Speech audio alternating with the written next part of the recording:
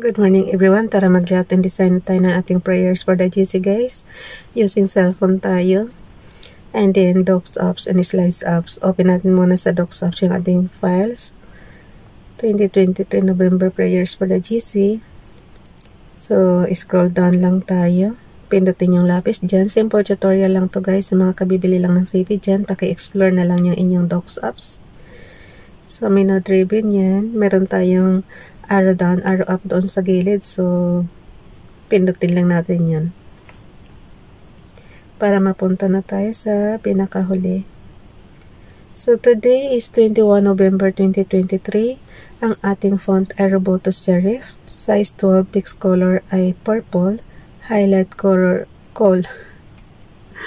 highlight color is maroon yan guys. Kaya lang ginawa akong very light red. Kung kahapon is pangalawa sa very light red yung ginawa natin. Ngayon naman is pinaka light talaga.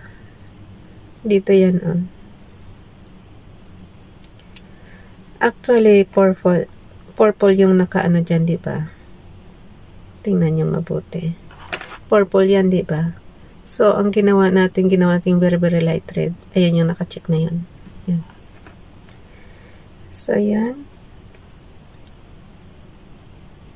Wala hindi kasi kita pagka maroon guys, pagka ganito. So, enter lang natin yan. And then, size 3 yung spacing.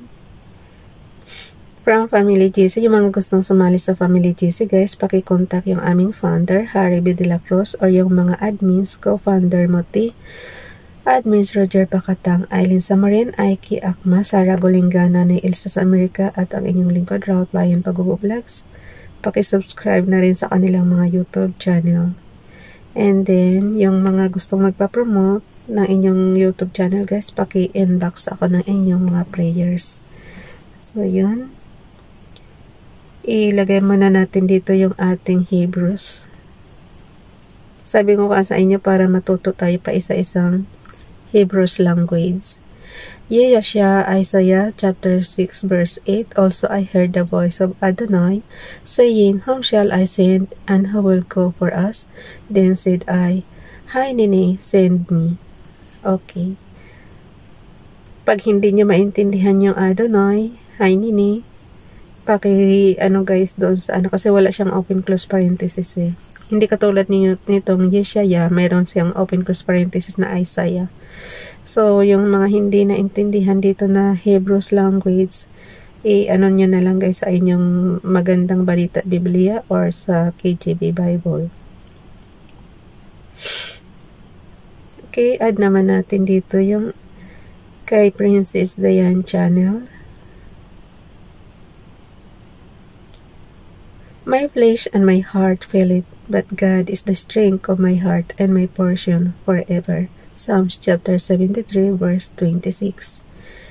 Guys, template lang to ng mga prayers ha. Dagdagan nyo na lang ng sarili nyong mga request prayers or yung pansarili nyong kahilingan. Pansarili nyong panalangin para kay Father God. So yun. Meron dyang humihiling ng mag-provide ng work, ng job na mabigyan kayo ng permanent na income, yun, idasal nyo yan. Tapos dito naman tayo sa ating repost prayers, ay maliit pala. Okay lang yan. Kay Ronilo Ligaspi Vlog, he gave it power, kasi inanulong ko lang to guys, in-screenshot ko lang. Kaya ganito kaliit. Okay, paki-subscribe na lang, Ronilo Ligaspi Vlog. Last year natin itong pinost sa prayers natin dyan sa GC. He gave it power to the faint, and to them that have no might, He increased the strength. Isaiah chapter 40 verse 29. Yan, isa pa yan, i-dasal nyo rin na magkaroon kayo ng kalakasan, ng energy, na maging fit to work kayo.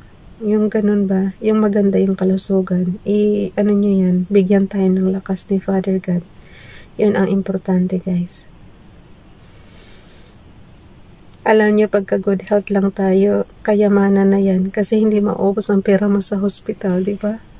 Alam nyo guys, Yung mga ganong ano ba na iniisip natin na swerte talaga tayo na isa tayo sa nakaligtas noong panahon ng COVID-19. Kasi para na rin winash out ni Father God yung yung mga tao kasi buong mundo, di ba? So swerte tayo na isa tayo sa nakasurvive sa mga ganon na hindi tayo binigyan ng sakit na COVID-19. Yun nga lang sa kaka-face mask natin, yung mukha naman natin ang nasunog sa face mask.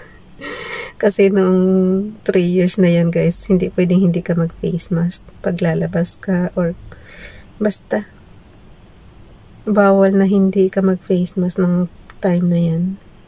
So, kung hindi man tayo nagkasakit sa COVID-19, ayan, may iniwan naman sa ating piklat. Ako pa naman talaga napakasilan. Ewan ko ba? Bakit mayroong taong sensitive ang skin, guys? Mga konting konting dust lang, konting alam mo yon, yung konting dirt lang, konting alikabok lang, magkaka-allergy ka kaagad, lalaki kaagad yung tigyawat mo, yung mga ganun.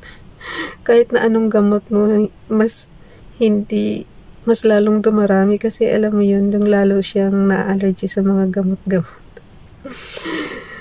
Ikaw pa naman pagka may mabalita ka, ito nakakagaling to, yan, kaagad kahit walang prescribe ng doktor. Alam mo yung yan, at katulad yan, ingatan nyo rin yan na huwag kayo mag-self-prescribe ng inyong mga kung ano-anong dyan, ipaderma nyo na lang. Kaya lang, syempre, alam nyo guys, kahit na, paano na lang, no? Yun ang lagi kong tanong paano na lang kung yung iba walang pambiling gamot, walang pambiling, katulad yan, ang dami nating gustong i-maintenance sa ating katawan, diba? Yung iba nga nagpapabelo pa.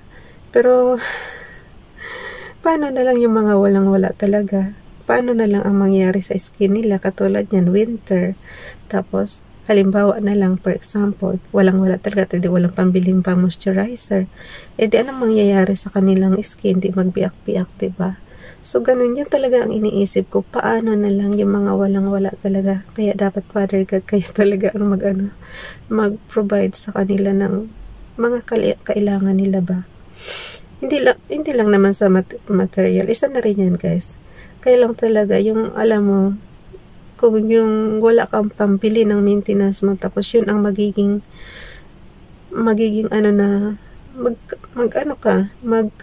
magkasakit ka yung skin, ganyan, katulad yan. So, kailangan ipagamot mo sa doktor. Lalong mahal, diba? Kasi syempre, pupunta ka sa doktor, magbabayad ka ng mga doctor's fee, syempre. Tapos, bukod pa yung gamot. Kaya, yun talaga. Kaya, minsan talaga, hindi mo maano yung kanya-kanyang buhay ng tao,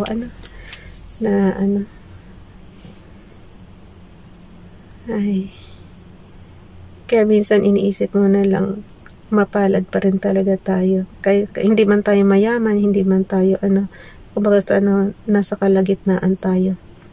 Kasi yung iba syempre guys, sobrang yaman na talaga.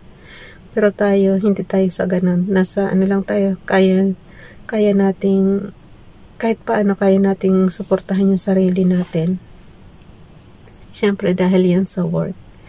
So, kailangan talaga fit to work ka parate para may permanent income ka.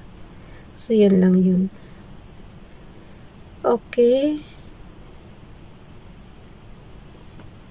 Ay, may isa akong kinuha guys kahapon sa patalastas ng kasi sabi ko sa inyo pag nanonood tayo ng about dito sa Bible, may mga patalastas siya kuhanin ko i-add ko dito para madagdagan yung ating prayers. So, i-add natin dito.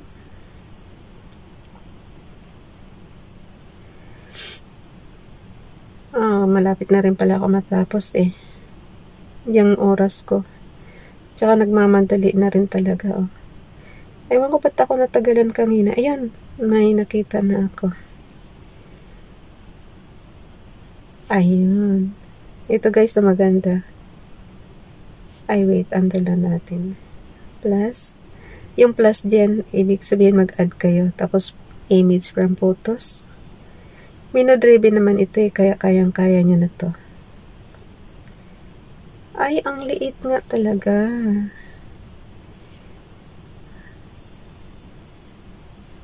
So, mag-add pa tayo ng isa. Dalawahin natin.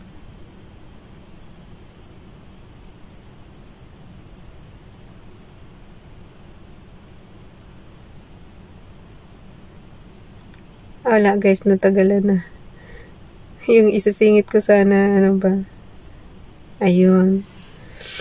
So, yun. Tapos, ilagay natin dito, repost prayers. Paki-subscribe ha, Ronelo Ligaspi Vlog. Masipag yan dati magbigay ng prayers last year. So, ewan ko.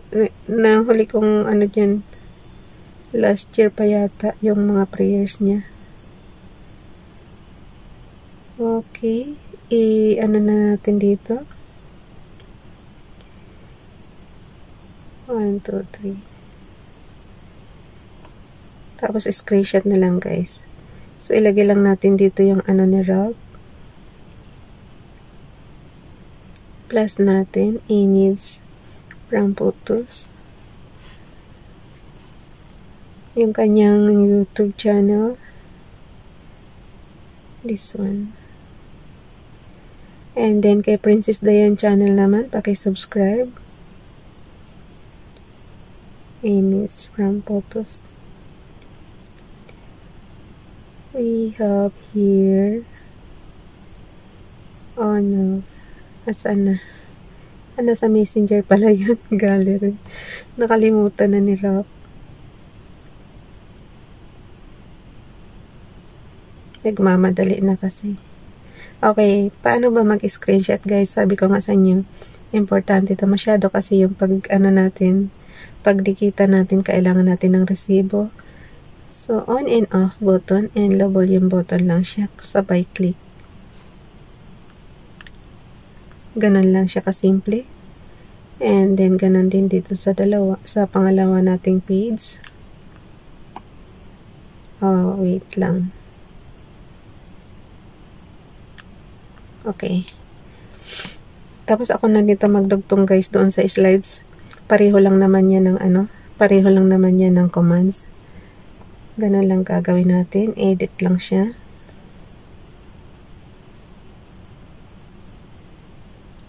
And then crop. Naano ko yung oras ko eh. Tinitingnan ko.